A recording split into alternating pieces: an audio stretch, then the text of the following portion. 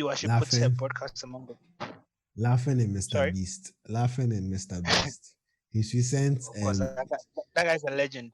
his recent games, he was clocking, I think, close to 1.5 million live. Like,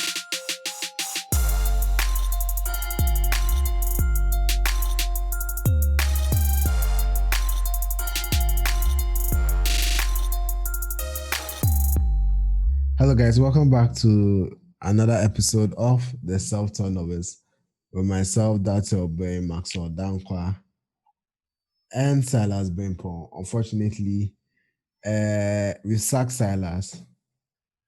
Yes. Yeah. Silas, if you are hearing this. We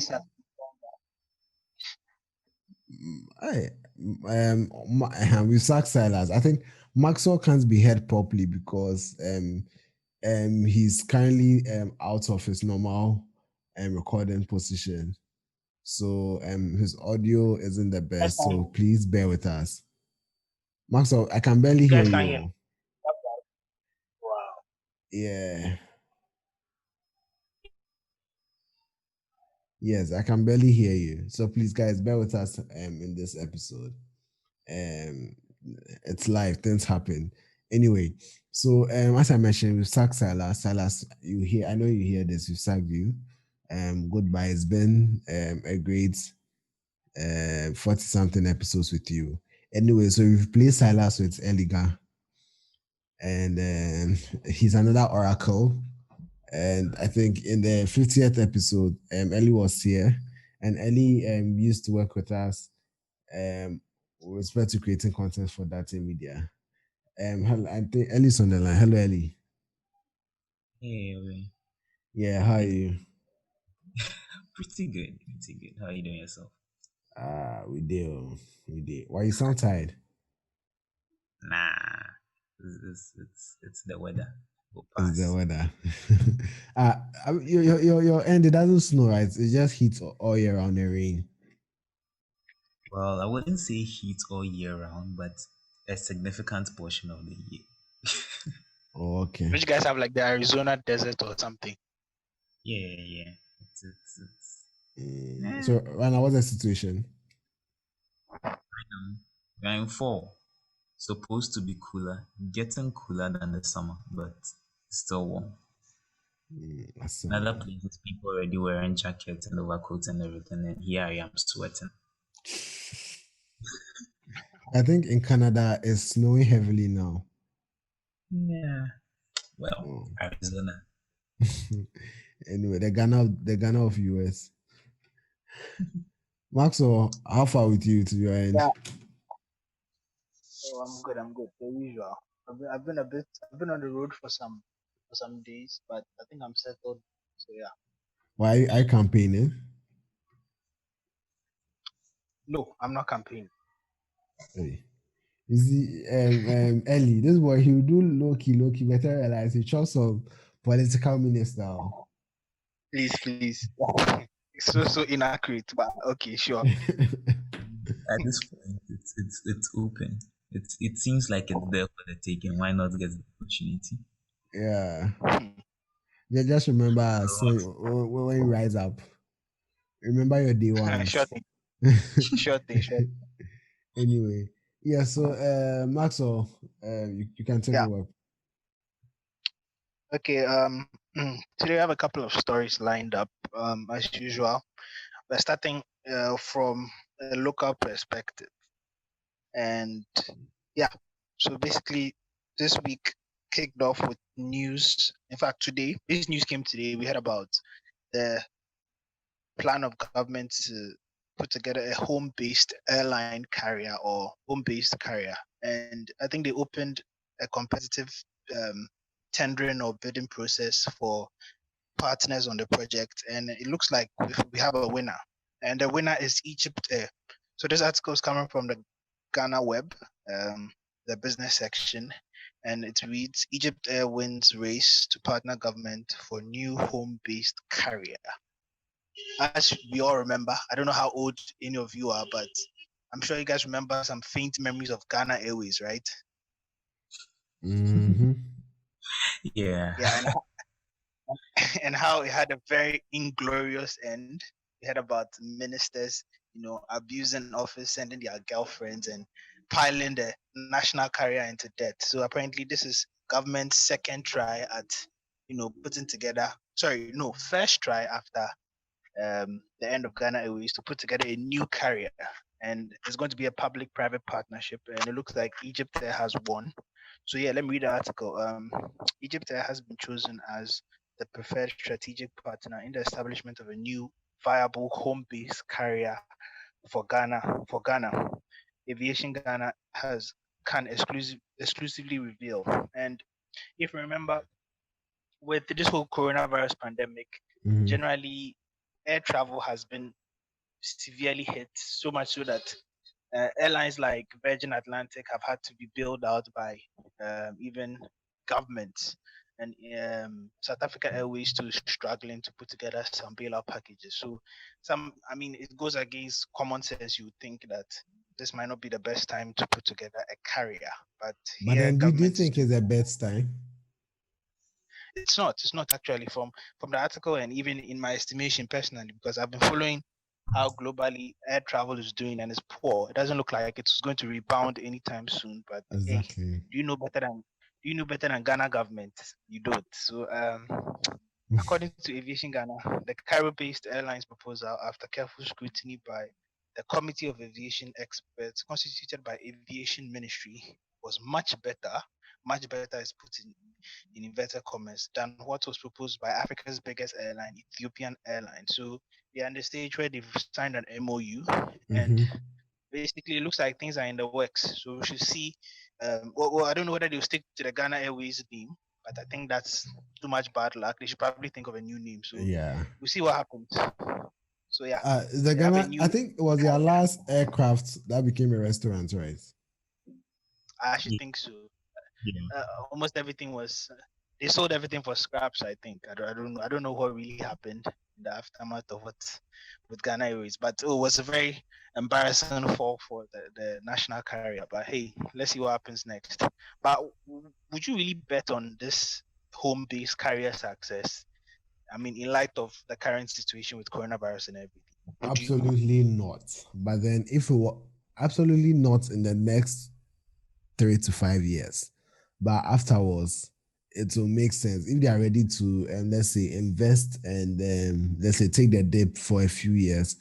With the drive the current government did last year concerning the diaspora coming down and the year of return and everything, you realize that a lot of interest has come.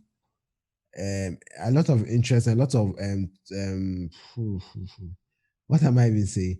A lot of interest is now being shown on Ghana, and you realize that people seem to be interested in everything Ghana does. Yeah, as a travel destination. As a travel destination and entertainment destination.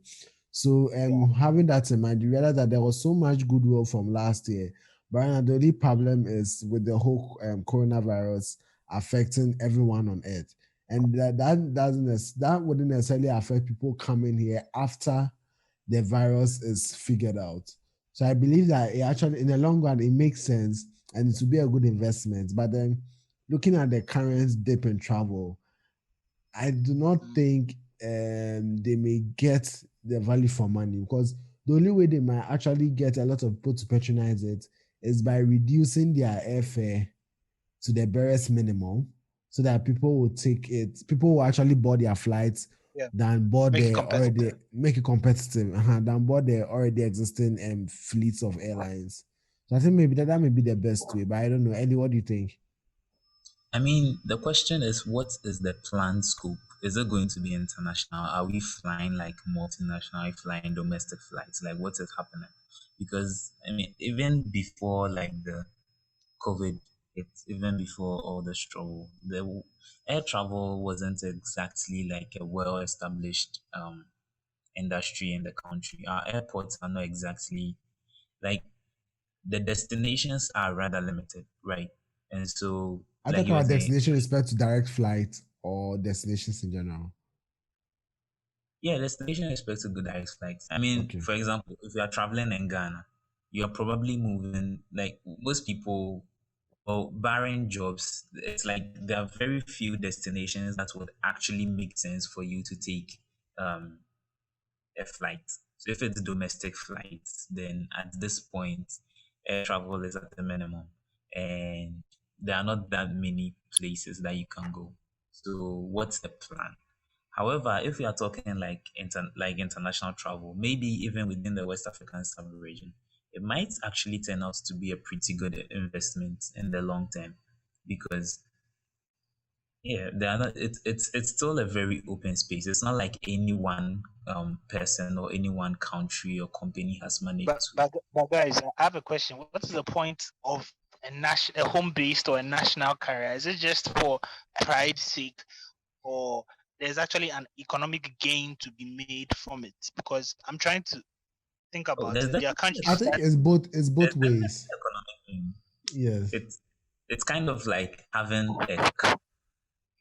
it's basically having a company established within the country. If it becomes a major company, then it becomes a very huge revenue for the government in terms of taxation and all that stuff.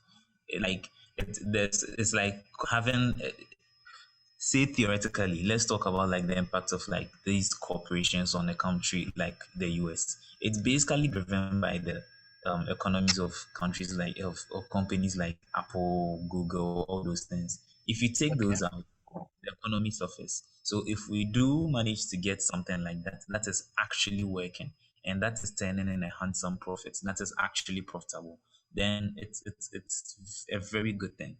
And it goes beyond a matter of pride. I Now, mean, now Ghana let me be Airways. let me be a naysayer, right? And say that at a certain point in the article, they say now they are coming to discuss percentages or the stakes or how it's going to basically pan out with respect to who's taking what chunk of percentage because it's a public-private partnership. No, they said And they can take up to 49% take. okay, it's stated, isn't it? Is it? Yeah, stated. Okay, yeah. It is in a okay, yeah. In an initial memorandum. Okay, so 951. It splits like that.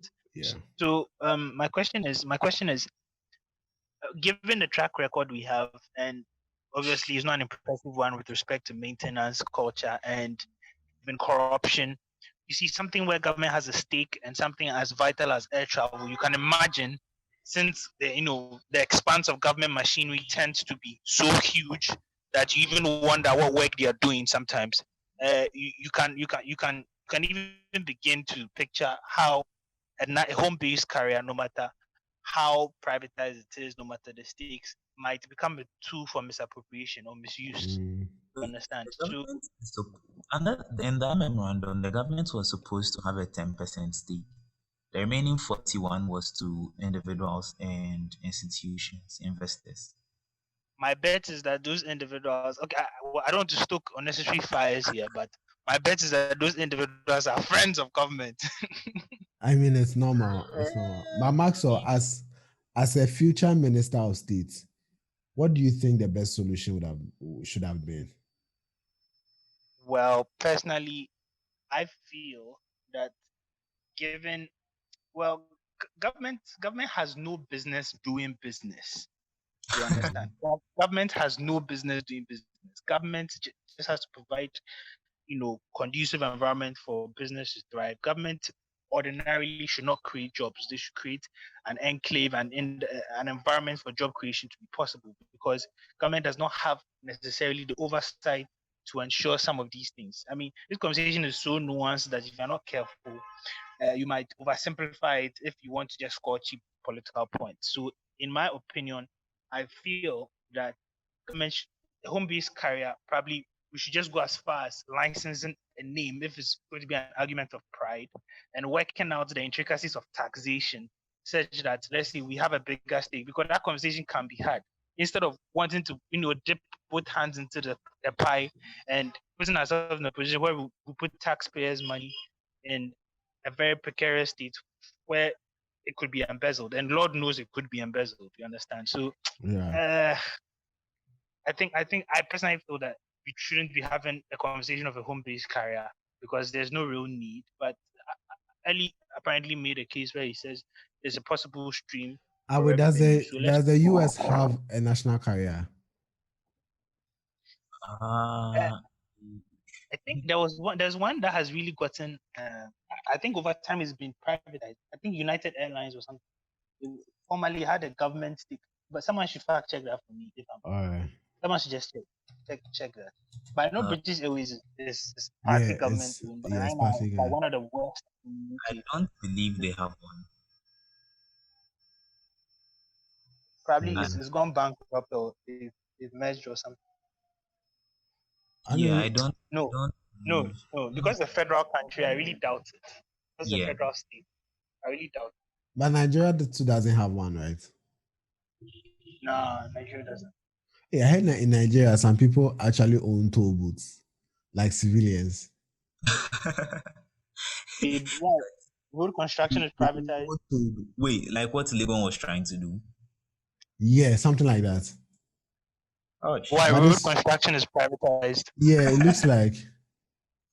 Well, the government can do it. It's fine. But I don't mind. I was shocked though. Toll booths is owned by an individual. That's an interesting dynamic. Yeah, so that's anyway, how south the country has gone. Okay, so yeah, did we get an answer? Do they have an airline? That we move to the next story. No airline. I think let's move to the next story. Whilst I quickly check because Okay, I'm on next, Wikipedia and to take some time. Okay. Okay. All right, so next story from The Verge. It's quite the peculiar headline, but hey, at this point, with elections drawing so close, I mean, we don't get surprised anymore what politicians can do. So yeah, what am I talking about? Alexandria Ocasio-Cortez actually went on Twitch to stream, and apparently she grossed some of the biggest numbers ever on the platform. What politicians would do for power. Anyway. And then I like their new approach. Representative Alexandria. I like their new approach because in 2016, a lot of young people didn't vote, and that's why Akwesi Minta Trump became president, because a lot of people were actually nonchalant about the whole voting That's a process. very contentious statement. Are you sure you will not withdraw it? No, Asen. Okay. No, I don't think I've said anything wrong. No lies detected. Speculating. It's not a fact. That no, but looking at the figures, he said it with so much confidence. No, looking at the figures, yeah, I mean, looking at the figures. Well, okay, well, from what you are inferring, but it's not been definitely confirmed that number of young people who did not vote would have. Okay, would have. That's true. Yeah, okay, that's true. I get where you're coming from. So basically, a lot of young people didn't register because they felt indifferent that maybe my vote may not count and all that. So this year, you realize that a lot of celebrities and influencers are actually driving driving young people towards registering to vote. I think David Dobrik has set a world record with the biggest vote registration drive. I think he registered either 150,000 or 120,000 people in like 24 hours. And I think Kylie Jenner also, after posting a picture on IG, was able to register about 90,000 people to vote or something like that. So you realize that a lot of people are now being since you have a very thriving celebrity culture or influencer culture, you realize that now they're encouraging a lot of people to register to vote. And I'm sure it might shift the dynamic a little bit. And here, let me be clear, I'm come to speculate, because you realize that a lot of young people are more liberal as compared to the older generation. So I'm sure it will shift the vote a little bit. But then let's see how it goes. I mean, November is next month. And did you hear the Pope? What the Pope? His stance on LGBTQ. Yes. But then for me, I actually what is saying technology podcast of being studied. Yeah, sure. Yeah. Okay. So let's go back. Do you have the U.S. carrier national thing? Do you have an answer for us? Yeah, the No. Sorry, Ellie. the government does not expressly Yeah. own. So does it have shares in any carrier in particular? I mean, it might. Okay. All right. It Sure. might. So the next story is from The Verge. Alexandria Ocasio-Cortez basically debuted on Twitch, and her stream went pretty well. And this article is from yesterday. Representative Alexandria Ocasio-Cortez for the District of New York made her Twitch debut tonight. Of course, that was yesterday. To play Among Us, which is a game, and encourage viewers to vote. She also very quickly became one of the platform's biggest broadcasters. Her stream peaked at 435K viewers around the time of her first match, according to Twitch.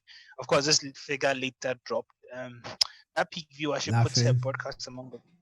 Laughing at Mr. Sorry? Beast. Laughing at Mr. Beast.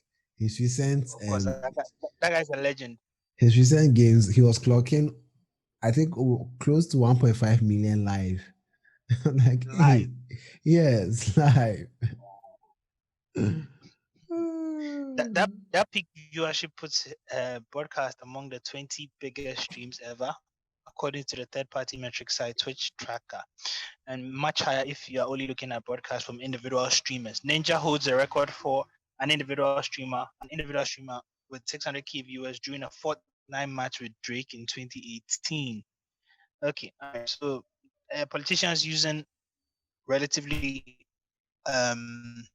untraditional means to get to voters. I mean, it's a trend that we have seen in 2020, and it basically means that social media or these platforms are becoming the real way to reach people, as against door-to-door campaigning, or that not necessarily the real way, but it's becoming an avenue to seriously consider when you are putting together a political machinery, isn't it?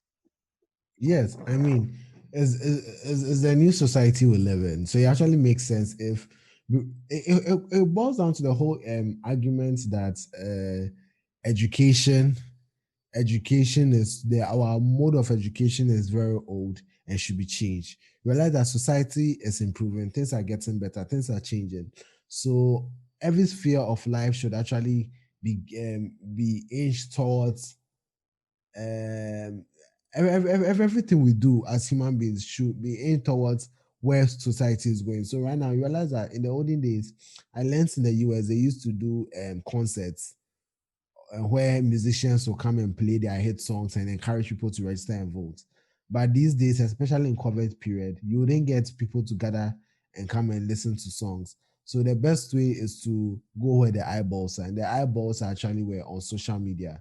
That's why these people are also finding very unconventional means to actually reach their prospective and voters. You can even see Joe Biden's interview with Cardi B. You realize that no matter even looking at the backlash she had, you realize that even with that interview cry, was a waste of time, but okay, sure. even with Let's that pretend cry, like even with that cry, it gave him a lot of visibility because a lot of people were talking about it. You understand? and bad press, but still the same. So yeah. I mean, in 2020, all press is good press. It depends on how you spend it in the end. Yeah. So with that, you saw that it gave him a lot of visibility. So I believe it isn't that they are taking advantage in a bad way, but they're taking advantage in a positive way to reach their people. So you realize what Cambridge Analytica did with Facebook, even though that was sinister. But then in Ghana, you realize that a political party like MPP is actually using these social media platforms to push their agenda of getting Nana Akufo-Addo back or helping Nana Akufo-Addo to maintain his seat as president. So for me, I believe it's actually See a a lot of step in Google the ads and Facebook ads. everywhere. Everywhere, yeah. Yeah. I mean, we've basically gone beyond that traditional model. So it's more or less up to. It's probably up to. I think it has COVID has a lot to do with it as well. True. That's True. true. More That's people true. are staying indoors, which means that you can't have the huge rallies. Well, some people can, but you can't have the Yeah. huge outdoor rallies that you had previously. And so But now you have new platforms to reach your audience. And Mm, mm. we have Twitch, we have YouTube, we have social, like we have Twitter, Facebook. I mean, I was recently talking to someone who mentioned the fact that although Facebook seems to have a declining usage among the cool, it's still a very popular and it's still growing. Yeah, there are some Mhm. countries that Facebook is the only internet they know. When you go to Like, Southeast Asia, like Vietnam, I mean, phones come pre-installed with Facebook. That's literally all they know. yeah, You understand? So In Ghana, when you become when you become cool, you move from Facebook to Twitter.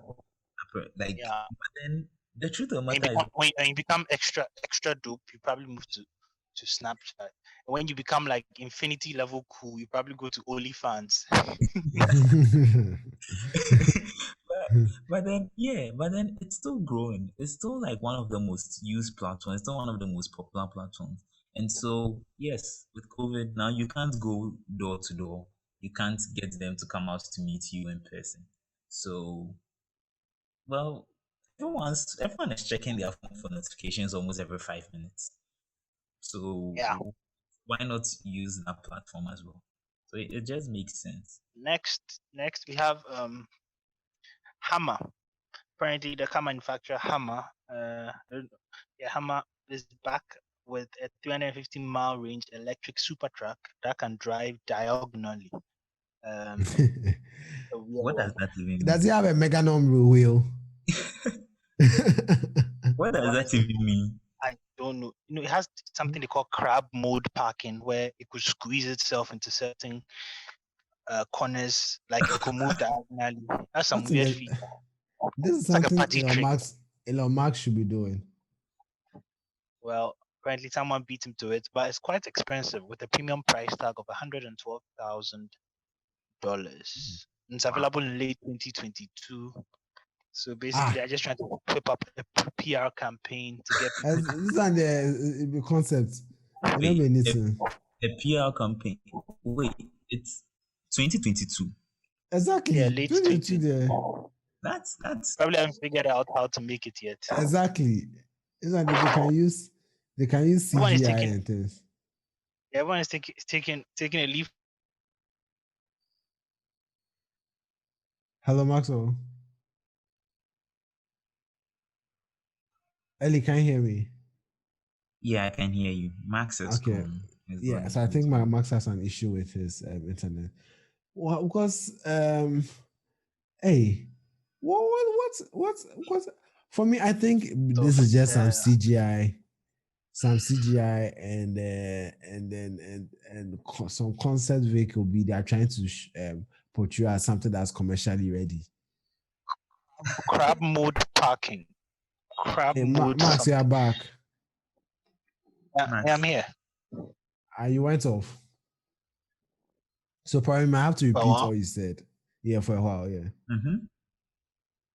Okay, yeah, I'm saying the hammer, which is a symbol of pre-2008 recession, actually it was a big seller before the 2008 financial crisis, and it's reinvented itself as not the usual gas guzzling excessive vehicle, but it comes in the form of a 350-mile range electric super truck with 3 electric motors, 1,000 horsepower adjustable air suspension, and a diagonal driving feature called crab mode. The electric truck is set to go into production in the late 2021, possibly ahead of Tesla's Cybertruck. Wow, that's I don't know. This doesn't really get me excited. Okay, so the hammer is from General Motors. Yeah, I had to clarify that. Okay. Yeah. To be honest, though, I mean, I never even really liked them. So, Really? But then anytime The hammer was like this this new very design masculine looks nicer. I didn't Yes. like it. I didn't like the design of the cars. You, Ellie, But you don't look why like do someone you who likes. Why didn't they American revamp muscle it? cars. You are like that Asian No, Corolla, Elantra Nah, kind of person. Nissan no. Prius. Yeah, Prius. it's a Toyota Prius Prius. is a woman's Must car. Is it Toyota or Nissan? It's Toyota Prius, right? Toyota. Yeah, Yeah, Prius Toyota is makes to it. Toyota But Prius. no, it wasn't even. It wasn't even. No, I don't mean like. No, Or it wasn't. Yaris. No, there was just something about the design that it put me off. Like it was just Bulky, square dish, yeah. and Like not it felt aerodynamic. yeah. It felt simple. Like it someone just puts together a couple of sheets, tucked an engine in there, and boom, car. I'm sure it's if you because want of aerodynamic. its history. The fact that it was actually modeled from an actual military vehicle. But I think this new revamp, it looks more of a commercial vehicle with the Yeah, design this and design is everything. actually clean. I actually Yeah. like this one. Well, let's Mm. see. Uh, I mean, there have been so many concept vehicles. You, Let's Ah, hope this one the actually Ellie, sticks. are not consistent. Two people are saying because of the curves and whatever, it looks so, not aerodynamic. But you people no, lost we are your talking lost about no, your I'm talking about the older one, not the aerodynamics was good. referred to the older one, not No, this I'm one. I'm trying to, I'm trying to say he says he hated Hammer previously because it was all boxy and all kinds of stuff. But when Cybertruck was unveiled, which I don't basically like the design of Cybertruck. the boxiest Let piece me of put that out there. I don't like the design of Cybertruck. okay. But I We are think consistent there. Cybertruck that might be their flaw. A lot of people may not purchase it, except the Tesla fanboys, because these other companies are That's enough actually to keep a bring. company afloat because fanboys buy shares as well. Apparently, it's a cult following. True. But then, if the fanboys don't buy enough cars, they may also lose their money. I mean, I don't Yeah. think the Cybertruck. Well, I don't really know what the plan is, but considering the rates at like the sales they are making, especially with the Model 3 and like hopefully future models, it Oh, might not so really like the company success might not necessarily hinge on Cybertruck. But let's that's see. true. But if there's one thing you guys have noticed, Tesla basically doesn't pump out vehicles that sit in showrooms waiting for people to buy. True. Yeah. True. Hey, So and I don't know whether actually, they'll cross. the Hammer vehicle is an off-roader Yeah. because it has removable panels, and that's new. What does that Because mean? What does that mean? Removable panels. What does that mean? so it's now within the category of the Jeep Wrangler, the new Ford Bronco, Oh, and there's another Isuzu or Suzuki something. So that means it's now an off-road car. So yeah. I'm sure it has moved from the utility. It's okay, sort of it's still a utility vehicle, but it has moved from the whole SUV line towards an off-roader. Because at first it was partially an off-roader, but it was more of a luxury vehicle. But Yeah. right now it looks like it's being built to be a full off-roader. Because I'm just looking at a video here, and the man just removed some of the panels and installed them somewhere else and fixed them somewhere else. What's the point? What's the point of the crab mode, diagonal driving? Have they explained it? Probably making parallel parking easier. Yeah. Oh, there was a part. Can you guys see my screen? Yeah. Look at what's going to happen. Look at Absent. Did you see what he just did? Did you see what he just did? What's in the Meganon wheel is that? Oh. Maxwell, did you see it? That's actually useful. Yeah.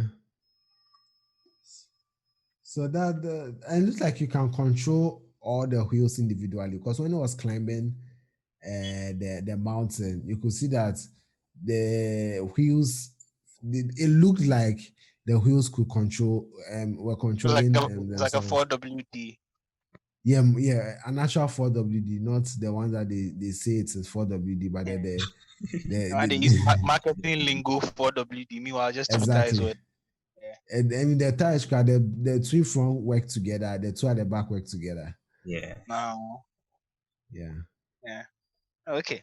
All right, so that's the news with Hammer. Apparently, they're hitting the market. Well, the price point doesn't look too. It's very premium. Doesn't look too average, but Yeah, it's not going hopefully to be. when they scale up, unless it's a limited edition, but when they scale up, perhaps it might come down. Like how Tesla plans to make a $25,000 car. Let's see what happens. I mean, it doesn't necessarily have to be. They don't necessarily have to make it readily available to the general public. Okay. I mean, no, not anybody just goes out there and buys a Lambo, but they are doing. But I Okay. think Hammer is making another mistake. It looks like they are marketing this as a luxury vehicle, but then let's be honest, there's no luxury off-roader.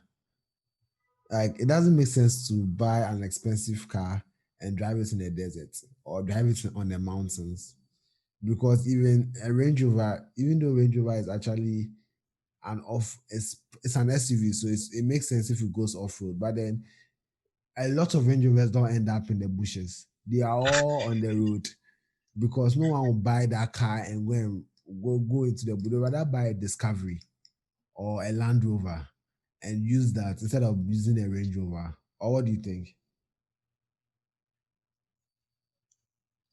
I mean, it's consumers. Consumers are sort of difficult to predict sometimes. But yeah. For most people will probably not be buying this car. Like the average individual will probably not buy this. But at the same time, maybe their target is not like the average person. So there's that. Because the Ford Bronco, the new Ford Bronco, actually starts at 29, or actually starts at 30,000. Mm-hmm. But then for the 2-door and the 4-door, it actually starts at 35,000. But this one, it starts at 100 and yeah, exactly. Rolls Royce. Exactly. So for the price, you know that like from the price, you know that it's not everybody that is I'm definitely not their target market. So just that sort of thing. It's probably the market they are aiming to hit, and if they know, I mean, they probably might have done market research and all. So maybe there is a market for and it's an electric vehicle. There are not many. $100,000 electric truck. Hey, how much did the first Tesla cost? It was the Roadster. Yeah. Let me check, but I'm sure it was around the same 6 figures. Yeah, the Roadster was a premium, like it was a premium product. I think it cost around like what? 200,000. Expensive. 200,000. There you go. Price. No, that's the former one, not the. This is a new one. Sorry. I did the old one. Tesla Roadster 2008 price. Because the new one that's 200,000. The base price was 98, so close to 100,000. Wait, that was the 2008 one. Yes, the 2008. So that's 100,000. Yes, and that was all the way back into like 2008. Not everyone got it. Like, there were a few people who bought it. Most people didn't even go near it. But it's crazy that the new one is going to be 200,000. Hey, I mean, once again, it's not a consumer vehicle. They made the Model 3s for that. If someone wants to go out and buy a Tesla, you get a Model 3. If you are wealthy enough. The performance one. I'm talking about the performance sports like one. P100D. No, not the P. No, we are talking about Tesla. Tesla, the performance vehicle. Yeah. Yeah. No, I was just making a comparison between the new Hammer and when Tesla began. So Oben was mentioning that the Hammer is probably going to be too expensive because nobody's going to buy 100,000 plus vehicle and take it out into the desert or into the bush. But then at the same time, it's probably not a vehicle meant for like general consumption. It's not everyone who can buy it. And so the people who do choose to buy it will probably find a use for it. Just like the people who chose to buy a 100,000 Tesla in 2008. And think about it, 2008, people were splashing That's a lot of 100,000. money. Yeah. Yeah, but you see, Hmm. I think it depends on the time, the technology, the time, the point at which you jump aboard for a technology and how advanced it is. EVs, I think, are well past their first generation. If you really think about it, so if you're coming into the market and EV is the future, as we can tell, and you're hitting that premium sweet spot first, then it really begs the question: do you have future plans of bringing more, budget versions, or maybe Hammer in itself, as a brand under GM, has never been known to be, making budget vehicles, so we should not really expect the price to come down ever. Is that the case? Possibly. Because okay, well, Well, anyway. Okay, so on to the possibly. next story. On to the next story. Big news, big news. The U.S. government, the whole U.S. government, the Department of Justice has filed antitrust charges against Google. Apparently, a lot of people think it's about time that big tech, got what was coming, to them, because they've been allowed too much of a fair playing ground when you think about it. So yeah, the story is on The Verge again, 20th October, by Russell Brandom. The Justice Department filed a suit against Google on Tuesday for illegal monopolization of the search and ads market, kicking off one of the largest antitrust cases in US history. As first reported by the Wall Street Journal, the case focuses on search and search-focused advertising rather than the company's broader targeted ad businesses.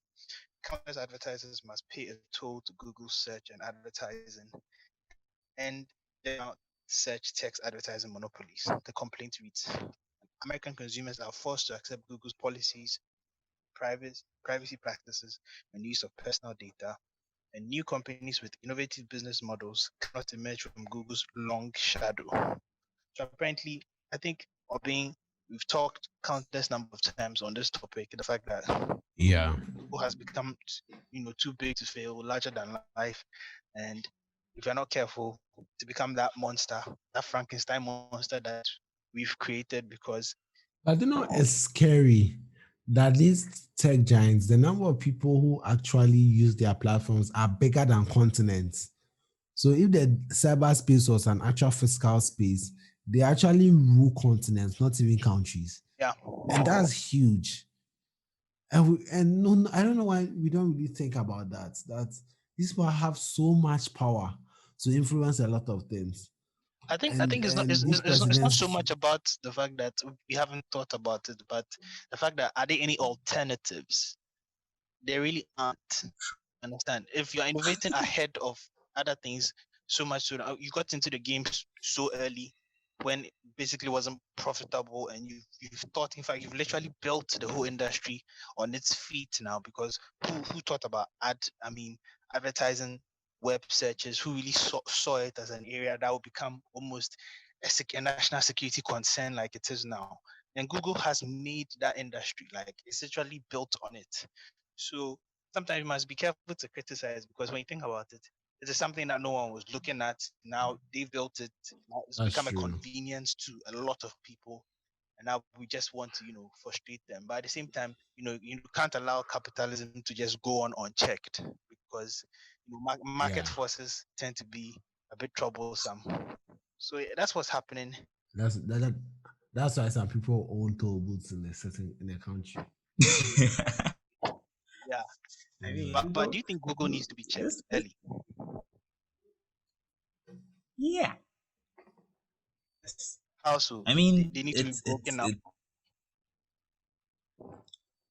I can't give any response to that question, primarily because I don't know. But then there has to be something that we can do. I mean, the amount of information that is out there, like it was saying, like humans basically have no alternative. Like I remember I tried using DuckDuckGo at a point, How did and that I was go? like, nope, back to yeah. Like I tried using Yahoo. Well, Yahoo searches is terrible, and then like sometimes when I'm doing something like on my PC, like I still don't have Google Chrome as my default browser to default Microsoft Edge, and then it would open up, and it just feels wrong. So in that sense, like I don't really have an alternative, irrespective of how good the others may be. The truth of the matter is that there's not really an alternative. And then we even take the browsers. Now, even Microsoft has given up and they are using the Chromium browser infrastructure. So, which means Microsoft Edge is just Google Chrome. It's an Has been Android. cloned. Well, cloned and apparently improved. But but then yes, I use an Android, which means that almost every single thing I do is tied to my Gmail account. So there has to be something that could possibly be done. What can be done? The truth of the matter is I don't know. There are calls for Let's legislation. see how it You unfolds. understand? How? These are There are calls for multinational companies. legislation of some sort, and there's even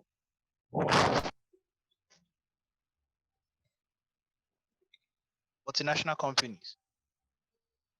You have to Hello. repeat from their calls for legislation. You went off. Okay, I'm saying that there are calls for legislation of some sort to basically bring under hold the influence of these tech groups from the free speech angle, where they are saying that they should repeal, is it Section 230 or so?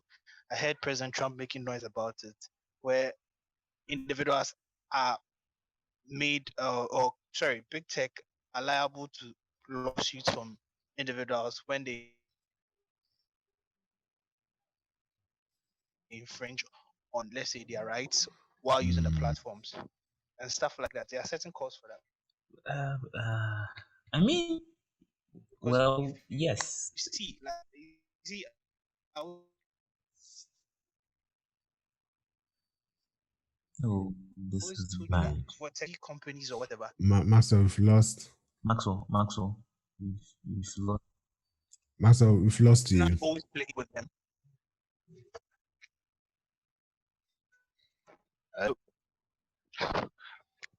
Maxwell. Yeah, I'm here.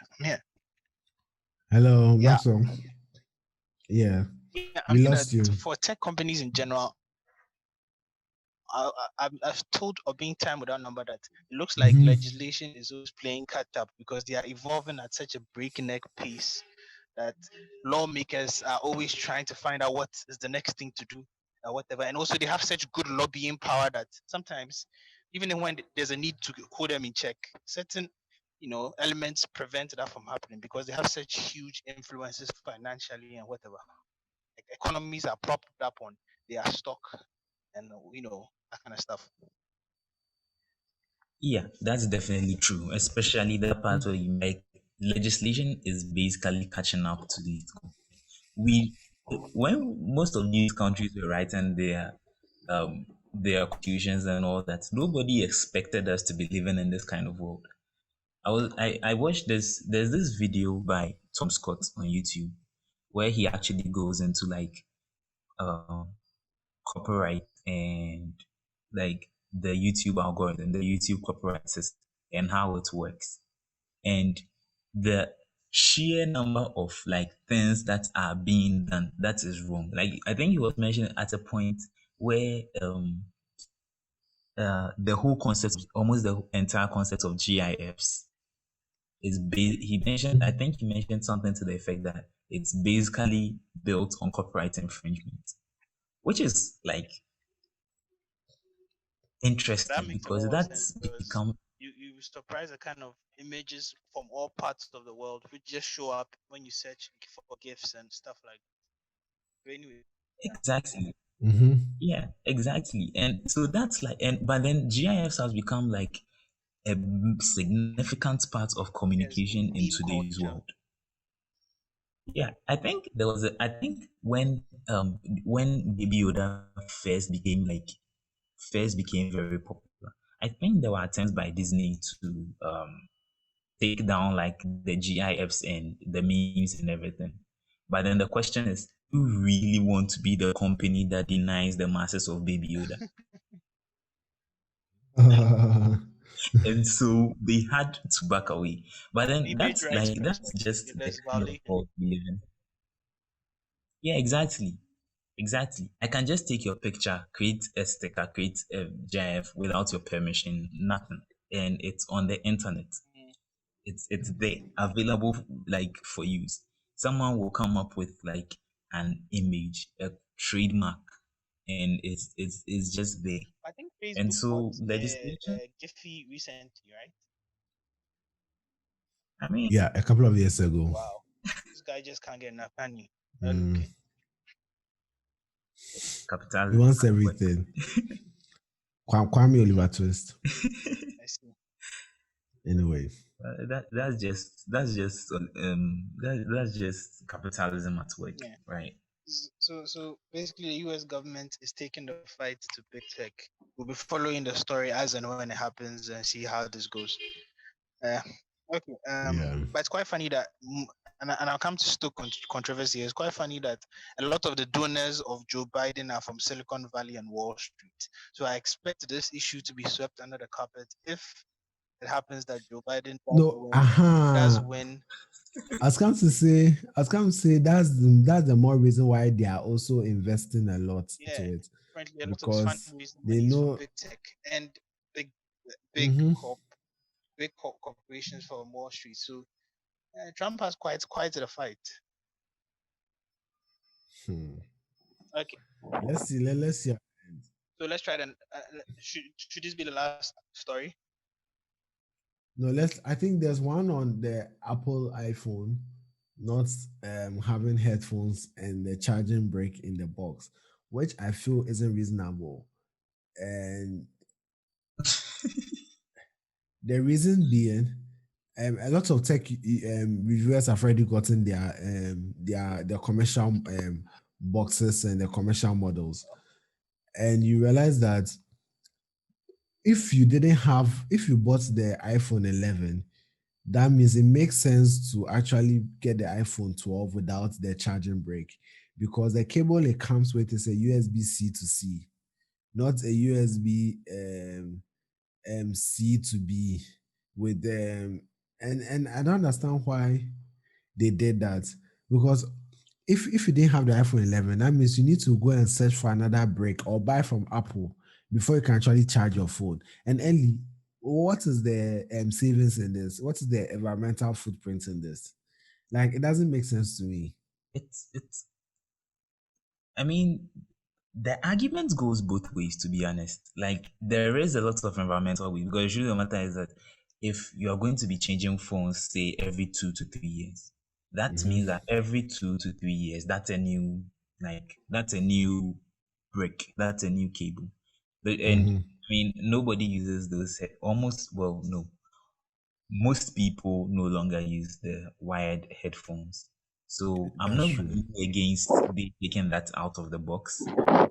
What doesn't really make what I feel like what would probably have been the better option would probably have been to provide a USB type A, like the regular USB, to their lightning cable, or just move iPhones over to USB-C charging. I don't know why they keep on with their proprietary. Well, but It then doesn't make so that means their iPhones actually lightning to USB-C. yes, it's lightning to USB-C, which doesn't make It doesn't make any sense. sense whatsoever, because at this point, everybody knows that we should be moving over to USB Type C. Like, it's not even it's gone beyond the realm of argument right now. It provides so much uniformity. Almost everyone is using USB Type C now. Even MacBooks. Apple will innovate at its own pace. What is your problem? The iPad now has USB Type C charging. Yeah. Why can't the iPhone have it? why are we still using the lightning connector? It's not like it has any significantly better charging capabilities, because if you are talking charging speed, no. If you are talking charging speed, like the iPhone does not have the best charging speed. Maybe battery health. I don't know if that's due to their battery technology or it's due to the lightning connector. I'm more inclined towards their batteries, but just move over to USB Type-C charging. Well, to them, it's not as simple as that.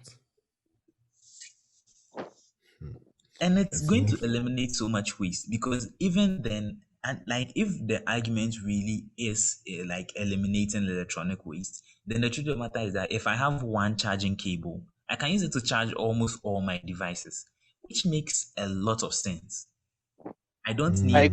But the argument goes beyond just the packaging, the cost of transport, because you can pack more per foot with smaller packaging, meaning a smaller carbon footprint when it comes to shipping and whatnot. You get it? Why do we still have a lightning connector? Why do we Take still it have up with that Tim. Call me. I'm not the one behind the idea. No, because yes, the footprint is smaller. Well, the packaging is smaller this time around. Like, I get it. It's progress. It's progress. But then the question is, instead of making like a house step, why not just go all the way? If we are truly taking things out of the box because we really want to get rid of, like, we want to reduce our environmental footprint, yes, it's very necessary. I'm all for that. But then why is the lightning cable still in there? That's a good question. I'm sure they'll answer it in iPhone 13. Yeah. When I saw the iPad actually had USB Type-C charging, like I was actually happy, because, well, then there is a chance that the iPhone 12 would come with USB Type. Oh no. But no, they had other plans. Oh no. I was disappointed. Anyway. All right, guys, I think we've exhausted our time, and we looked at some trending issues in this episode. Unfortunately, today the weather is some way, and also too, and we've had some technical challenges. And Salas is actually quite busy today. That's why he couldn't come. We haven't signed him. He has been quite busy. So the next episode, Salas will join us. And Ellie, thank you so much for joining us. And moving forward, it looks like Ellie will be a regular guest. No, I think Maxwell, should we promote Ellie? Oh, certainly. Or should we put him on probation? Then when you start falling, I replace you with him. At least it's a worthy replacement, so my mind it. Anyway, all right, guys. So thank you so much again. And if you have any questions, any suggestions, just leave us a comment on social media and we'll reply. I think that's it from us. And don't forget to leave us a like on whatever platform you're listening to us on. And that's it from us at That's a Media. Goodbye.